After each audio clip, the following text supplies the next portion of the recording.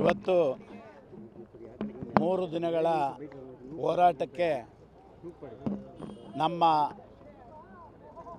ವಿಘ್ನೇಶ್ವರನ ಇವತ್ತು ನಾವು ಪೂಜೆ ಮಾಡಿ ಇವತ್ತಿನ ದಿವಸ ಸಾಮೂಹಿಕವಾಗಿ ವಿಸರ್ಜನೆ ಮಾಡಬೇಕು ಅಂತ ಇಡೀ ಮದ್ದೂರು ತಾಲೂಕಿನ ಎಲ್ಲ ಗ್ರಾಮಗಳ ಜನದಲ್ಲಿ ಕೇಳಿಕೊಂಡಾಗ ಹಿಂದೂ ಜನಗಳು ಎಲ್ಲರೂ ಕೂಡ ಒಗ್ಗಟ್ಟಲ್ಲಿ ನಮ್ಮ ಜೊತೆ ಸಹಕಾರ ಕೊಟ್ಟರು.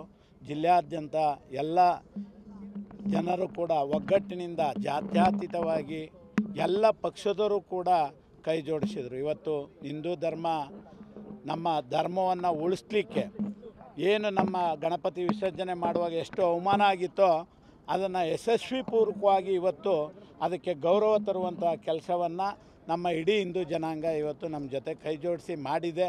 ಎಲ್ಲರೂ ಕೂಡ ಎಲ್ಲ ಪಾರ್ಟಿ ಪಕ್ಷ ಭೇದ ಯಾವುದನ್ನು ಮಾಡ್ದೇ ಇವತ್ತು ನಮ್ಮ ಹಿಂದೂ ಧರ್ಮವನ್ನು ಗೌರವಿಸಿ ಅದಕ್ಕೆ ಮನ್ನಣೆ ಕೊಟ್ಟು ಎಲ್ಲರೂ ಅತಿ ಹೆಚ್ಚಿನ ಸಂಖ್ಯೆಯಲ್ಲಿ ಭಾಗವಹಿಸಿದ್ದಾರೆ.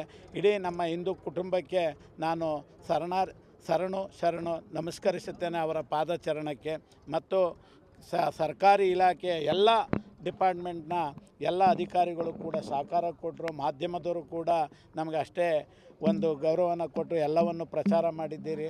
ಜನಗಳು ನಿಮ್ಮ ಎಲ್ಲ ಸುದ್ದಿಯನ್ನು ನೀವು ತುಂಬ ಸಂತೋಷವಾಗಿ ವಿತರಣೆ ಮಾಡಲಾಗಿ ಇವತ್ತು ಎಲ್ಲ ಜನ ಒಗ್ಗಟ್ಟಿಗೆ ಬಂದು ಎಲ್ಲರೂ ಗೌರವದಿಂದ ಇವತ್ತು ಹಿಂದೂ ಧರ್ಮದ ಬಗ್ಗೆ ಒಂದು ಗೌರವವನ್ನು ಉಳಿಸಿ ಇಡೀ ರಾಜ್ಯಕ್ಕೆ ಇದನ್ನು ಒಂದು ಗುರುತಾಗಿ ಉಳಿಯುವಂಥ ಕೆಲಸವನ್ನು ಮಾಡಿದ್ದಾರೆ. ಎಲ್ರಿಗೂ ನಾನು ಅವರ ಚರಣಕ್ಕೆ ನಮಸ್ಕರಿಸ್ತೇನೆ.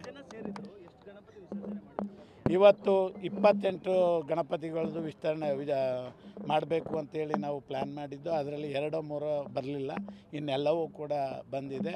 ಜೊತೆಗೆ ಇವತ್ತು 50,000 ಜನಸಂಖ್ಯೆ ಸೇರ್ತಾರೆ ಅಂತ ನಿರೀಕ್ಷೆ ಇಟ್ಟಿದ್ವಿ. ಅಷ್ಟು 50,000 ಜನಸಂಖ್ಯೆನೂ ಕೂಡ ಭಾಗವಹಿಸಿತ್ತು ಅಂತ ನನಗೆ ತುಂಬ ಸಂತೋಷ ಆಗಿದೆ. ಇದು ನಮಗೆ ಸಂತೋಷದ ಮಾತಲ್ಲ, ಇಡೀ ಸಂತೋಷ ಈ ಸಂತೋಷ ಸಂಭ್ರಮ ನಿನ್ನೆ ಏಟನ್ನು ತಿಂದಂಥವ್ರು, ಮೊನ್ನೆ ಆದಂಥ ಘಟನೆಯಲ್ಲಿ ಏಟು ತಿಂದಂಥವ್ರಿಗೆ ಅವ್ರಿಗೂ ಕೂಡ ಅಭಿನಂದನೆಯನ್ನು ಹೇಳಬೇಕು. ಯಾಕೆ ಅಂದರೆ ನನ್ನ ಸಮಾಜ ಒಗ್ಗಟ್ಟಾಗಲಿಕ್ಕೆ ಕಾರಣಕರ್ತರಾದವರು ಪೆಟ್ಟು ತಿಂದಂಥವ್ರು. ಆ ಪೆಟ್ಟಿರಲಾಗಿ ಅವರು ಇವತ್ತು ನಮ್ಮನ್ನೆಲ್ಲ ಒಗ್ಗಟ್ಟು ಮಾಡಲಿಕ್ಕೆ ಒಂದು ಅವಕಾಶವನ್ನು ತಂದುಕೊಟ್ರು. ಆ ಗಣಪತಿಗೂ ಮೊದಲು ನಾವು ಮನ್ನಿಸ್ಕೋಬೇಕು. ಯಾಕೆಂದರೆ ನಾವು ಆ ಗಣಪತಿಗೂ ಕೂಡ ಇವತ್ತು ಆ ಗಣಪತಿ ವಿಸರ್ಜನೆ ಟೈಮಲ್ಲಿ ಆದಂಥ ಘಟನೆಗೆ ಇವತ್ತು ನಾವೆಲ್ಲ ಒಂದಾಗಿದ್ದೀವಿ, ಪಕ್ಷ ಭೇದ ಮರೆತು ಒಂದಾಗಿದ್ದೀವಿ. ಅದಕ್ಕೆ ಎಲ್ರಿಗೂ ಅಭಿನಂದಿಸ್ತೇನೆ.